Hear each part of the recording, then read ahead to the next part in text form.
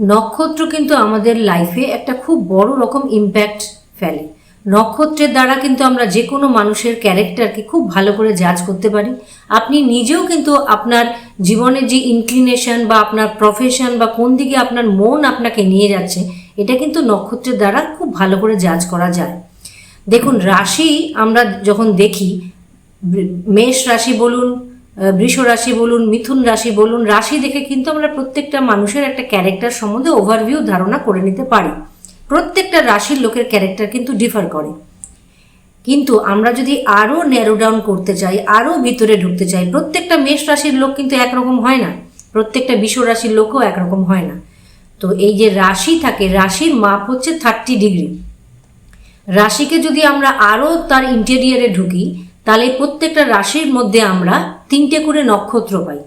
এক একটা নক্ষত্রের মাপ হচ্ছে 13 ডিগ্রি 20 মিনিটস, মানে 30 ডিগ্রি থেকে আমরা 13 ডিগ্রিতে চলে এলাম, আমরা অনেকটা ন্যারো ডাউন হলাম। ধরুন মেষ রাশিতে 3টে নক্ষত্র পাই, অশ্বিনী, ভরণী, কৃতিকা। এই অশ্বিনী, ভরণী, কৃতিকার 3 জনের ক্যারেক্টার কিন্তু 3 রকম।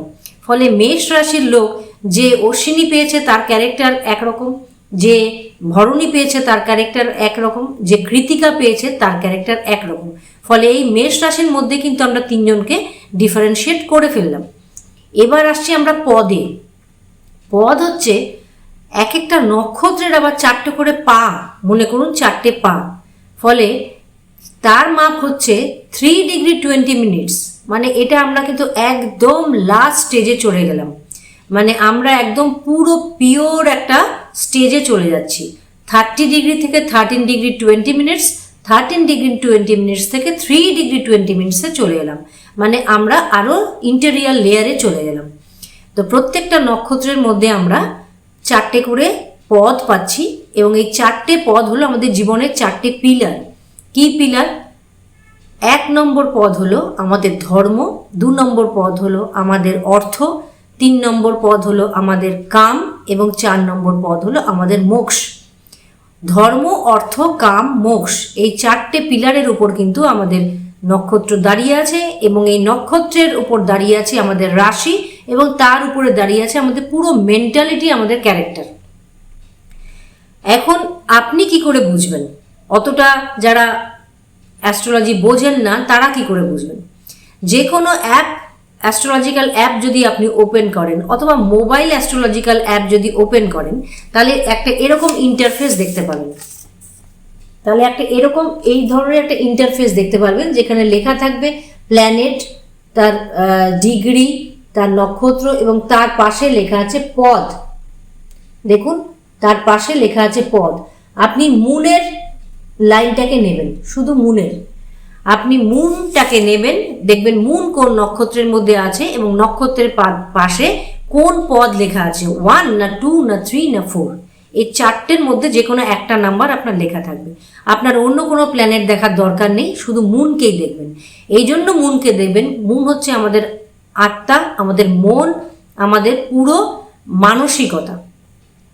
মুনের পাশে যদি 1 দেখেন, তাহলে বুঝবেন আপনি অগ্নিতত্ত্বে আপনার জন্ম, আপনি ধর্মপদ পেয়েছেন।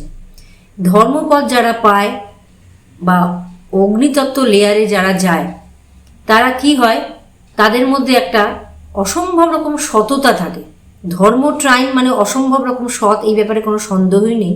কিন্তু যেহেতু এরা অগ্নিতত্ত্ব, সেজন্য এদের মধ্যে একটা ডাইনামিক ব্যাপার থাকে, বোল্ড পার্সোনালিটি হয়, শরীর স্বাস্থ্যের মধ্যেও কিন্তু একটা স্ট্রং ভাব থাকে, মন মানসিকতার দিক থেকে অসম্ভব রকম বোল্ড, এবং এরা কারো কাছে হার মানে না, কারো কাছে ঝুঁকতে চায় না।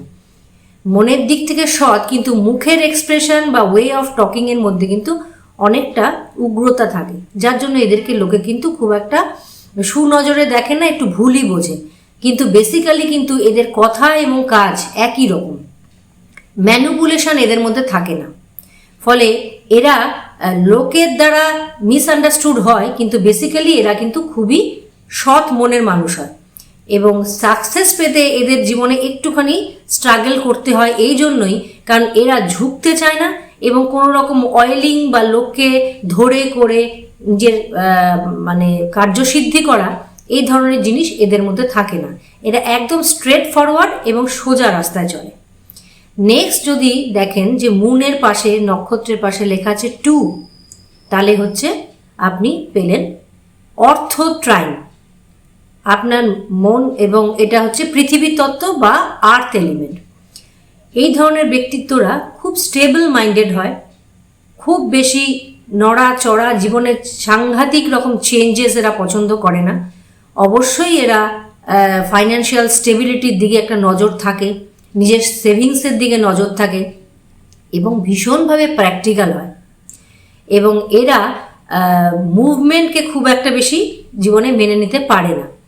অর্থ ট্রাইনের কিন্তু একটা প্রপার্টি করার, জমি জমা করার, টাকা পয়সা জমানোর একটা টেন্ডেন্সি থাকে। ইমপ্র্যাকটিক্যাল ধ্যান ধারণাকে এরা খুব একটা গুরুত্ব দেয় না, এবং যা কাজ করে খুব স্থিরভাবে ভেবে আগে পিছে আলোচনা করে তবেই এরা কোনো কাজ করে, এবং নিজের যে ডিসিশন তার উপর কিন্তু এরা অবিচল থাকে, ফার্ম ডিসিশন নেয়, এবং খুব সহজে কিন্তু ডিসিশন এরা পাল্টায় না।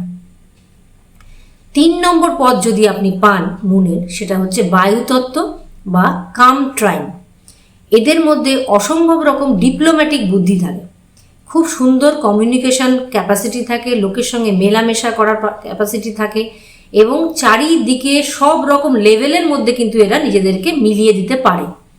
তবে ম্যানিপুলেশনও একটু থাকে এদের মধ্যে, নিজেদের কার্যসিদ্ধি করার জন্য কখন কোথায় কি করতে হয় এটা কিন্তু এরা খুব ভালো মতনই জানে। ইন্টেলেকচুয়াল বুদ্ধিও থাকে, এবং অসম্ভব রকম ডিজায়ার লেভেল থাকে।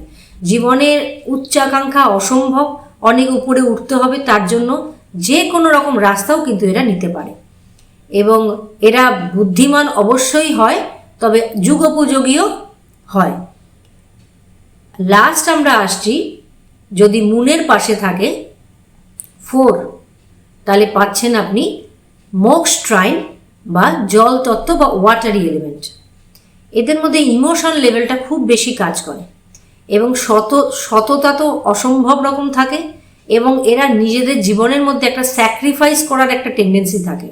অন্য লোকের সুযোগ সুবিধা, অন্য লোকের কোথায় অসুবিধা হচ্ছে এই ব্যাপারটা কিন্তু এরা খুব ভালো বোঝে। নিজেদেরকে অনেক রকমভাবে বঞ্চিত করেও কিন্তু এরা সংসারে অন্য লোককে দেয়। এই ধরনের যে ট্রাইনে যাদের জন্ম মুনের, এদের মধ্যে কিন্তু স্পিরিচুয়ালিটি বা আধ্যাত্মিকতার একটা চরম ইনক্লিনেশন থাকে, এবং এরা অসম্ভব দয়ালু হয়। অল্পতেই কিন্তু এদের মন ভেঙে যায়, ইমোশন লেভেলটা এদের অত্যাধিক বেশি থাকে, এবং জীবনের সব কিছুই কিন্তু ইমোশন দিয়ে ভাবার চেষ্টা করে। দয়া মায়া এসব জিনিসগুলো অসম্ভব থাকে, এবং ব্যক্তি হিসেবে কিন্তু এরা অত্যন্ত রকম ধার্মিক এবং সৎ হয়। কিন্তু প্র্যাকটিক্যাল সেন্সের দিকে দেখতে গেলে পরে প্র্যাকটিক্যাল চিন্তাধারা এদের মধ্যে একটু কমই থাকে। এক সময় আসে যে লোকজন বা বেশি হইচই এরা খুব একটা পছন্দ করে না। জীবনের একটা স্টেজ আসে যখন এরা একাকিত্বটাকেই বেছে নেন, এবং সেটাই তারা খুব এনজয় করে। এই যে 4টে পদ, এই 4টে পদ কিন্তু আপনারা নিজেরাও আপনাদের হরোস্কোপে খেয়াল করবেন, মুনের পাশে, নক্ষত্রের পাশে কোন পদ লেখা আছে, এটা কিন্তু ভীষণভাবে ম্যাচ করে। এবং ধরুন অনেকে আমার কাছে প্রশ্ন করে যে লাইফে কি স্পিরিচুয়ালিটি আসবে? দেখুন, আপনার মন, আপনার আত্মা, আপনার মানসিকতা যদি কোনোভাবেই স্পিরিচুয়ালিটির দিকে না যায় বা মোক্ষ ট্রাইনের সঙ্গে অ্যাটাচ না থাকে, তাহলে আপনি যতই সদ্গুরু শুনুন, যতই ব্রহ্মাকুমারী শুনুন, যতই আপনি রবিশঙ্কর শুনুন, আপনি কিন্তু লাইফে সেটা ইমপ্লিমেন্ট করতে পারবেন না। এই ধরনের ট্রাইনের সঙ্গে হয় আপনার লগ্ন অথবা আপনার মনের একটা অ্যাটাচমেন্ট থাকতেই হবে। আমাদের কিন্তু 4, 8, 12, 4, 8 এবং 12 হাউস কিন্তু আমাদের মোক্ষ ট্রাইন। তার সঙ্গে আপনার মুন অথবা আপনার লগ্ন লর্ডের কোনো রকম কানেকশান থাকতেই হবে, আদারওয়াইজ কিন্তু স্পিরিচুয়ালিটি আপনি চাইলেই পাবেন না। ফলে আপনি কি চান সেটা কিন্তু আপনি অলরেডি নির্ধারিত হয়েই এসেছেন। ফলে আপনার চাওয়া এবং আপনার পাওয়ার মধ্যে কিন্তু একটা বড় রকম গ্যাপ থেকে যেতে পারে। ফলে মুন কিন্তু আপনাকে একটা ইন্ডিকেশন দিচ্ছে যে আপনার জীবনটা কোন দিকে যাবে, এবং দেখবেন বিচার করে কিন্তু আপনার মন তাই চায়। যাদের 1 থাকে তারা একরকম, যাদের 4 থাকে যাদের একরকম, যারা 3 থাকে তারা একরকম, এবং যারা 2 থাকে তারা একরকম, এবং প্রত্যেকে আলাদা আলাদা হতে বাধ্য। সেই জন্য এইটাকে আগে দেখে নেবেন এবং নিজেকে নিজে বিচার করবেন যে আপনি ধর্মের দিকে যেতে চান, না আপনি অর্থের দিকে যেতে চান, না আপনি কামের দিকে যেতে চান, না মোক্ষের দিকে যেতে চান। নমস্কার।